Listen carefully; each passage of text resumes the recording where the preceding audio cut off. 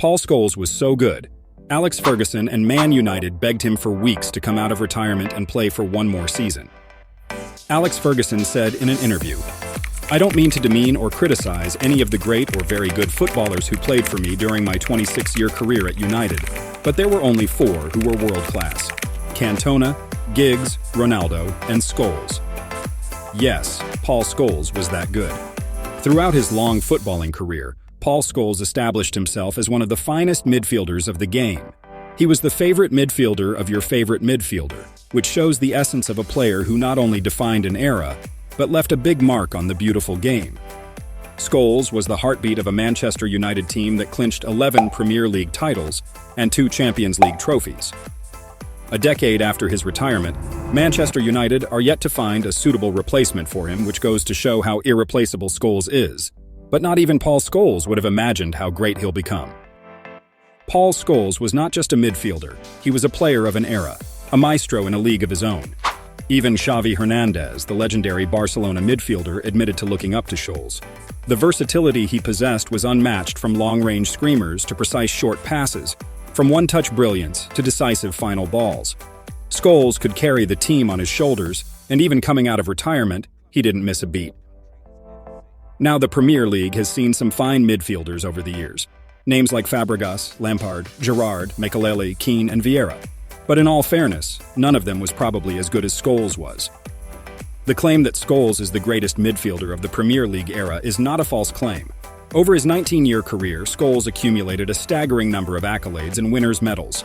Thierry Henry, an icon in his own right, attested to the fear that Scholes instilled in opponents.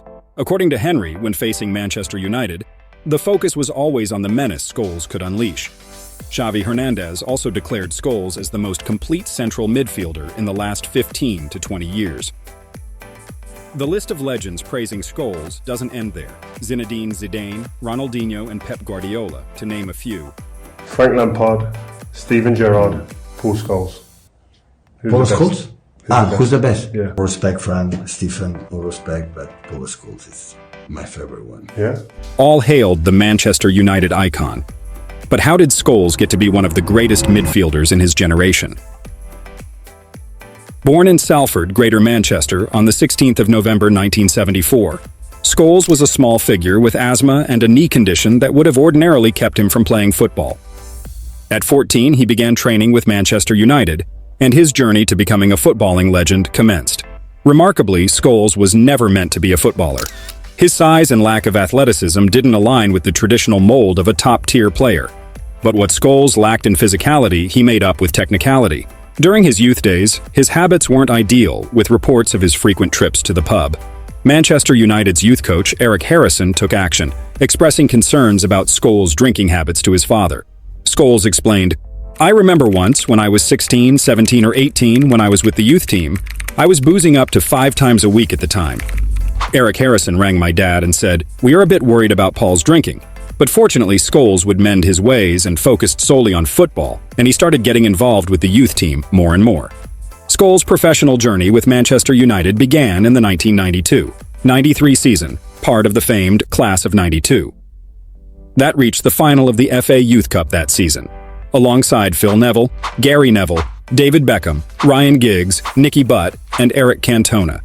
His breakthrough came in the 1994-95 season, where he was involved in more first-team football and showed his scoring talents and unique combination of midfield qualities. Scholes, often labeled a midfielder who scored like a striker and tackled like a bulldog, became a key figure in United's setup. His debut came on the 21st of September 1994, where he scored both goals in a 2-1 victory over Port Vale in the League Cup, and his league debut came 3 days later against Ipswich Town at Portman Road, a game which United lost 3-2 and Scholes scored a consolation goal. In the 95-96 season, after Mark Hughes headed to Chelsea, Scholes found himself with more first-team chances. He stepped up, filling in for the suspended Eric Cantona and partnering with Andrew Cole for the first 2 months. He scored 14 goals across all competitions as Manchester United made history by becoming the first English team to win the double twice. The following season, he won another Premier League winners' medal, making a notable switch to the number 18 shirt, a number he proudly sported for the next 15 years. The 96 off-season was marked by United's pursuit of Alan Shearer from Blackburn Rovers, who wanted Scholes in exchange. a deal that never materialized as Shearer made his way to Newcastle United. After Roy Keane's knee injury in 97-98, Scholes took center stage in midfield. However, that season ended trophyless for United, a rare occurrence in the 90s. But then came the historic 98-99 season. Scholes played a big role in scoring in the FA Cup final against Newcastle, and netting an away goal against Inter Milan in the Champions League quarter-final. Scholes was on top form that season, but his tackles got the better of him as he received a yellow card against Juventus in the semi-final, which meant he had to watch the final against Bayern Munich from the stands, a moment he recalls with a tinge of embarrassment.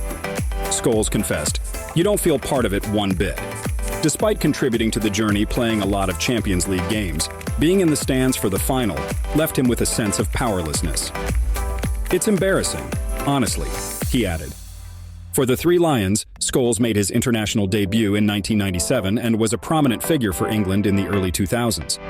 But prior to Euro 2004, Scholes was played out of position on the left midfield to accommodate the pairing of Steven Gerrard and Frank Lampard in central midfield.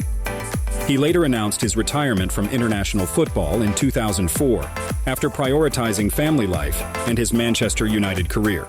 Despite subsequent requests for comebacks, Scholes remained committed to his decision. The turn of the century saw Scholes continuing to dazzle for Manchester United. His incredible goal against Bradford, followed by his first hat-trick against West Ham United, was the highlight of his 1999-2000 season. The 2001-2002 season saw United sign Juan Sebastian Veron, leading to a tactical shift to accommodate both Veron and Scholes.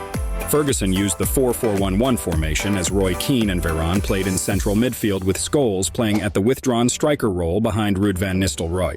His partnership with Ruud van Nistelrooy flourished and was one of the best partnership as of then. Scholes netted 20 goals in the 2002-2003 season, including a memorable hat-trick against Newcastle. Despite a dip in goal scoring the following year, Scholes played an important role in United's successes.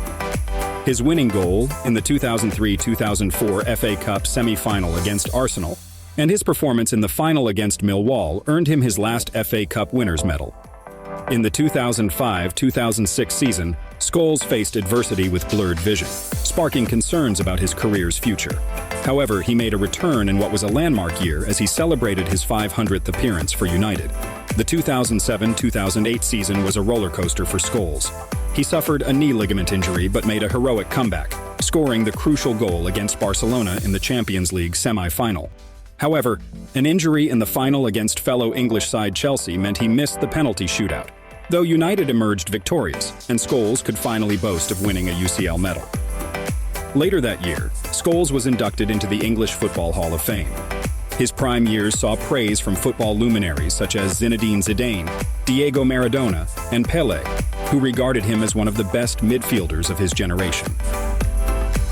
Scholes reached the milestone of 600 appearances for United in 2009, and in the 2009-10 season, he became the highest goal-scoring central midfielder in Champions League history. He capped his Premier League career with his 100th goal in March 2010. On the 31st of May 2011, Scholes announced his retirement and moved into a coaching role at Old Trafford. During the 2011-2012 season, Manchester United were going through an injury crisis in midfield.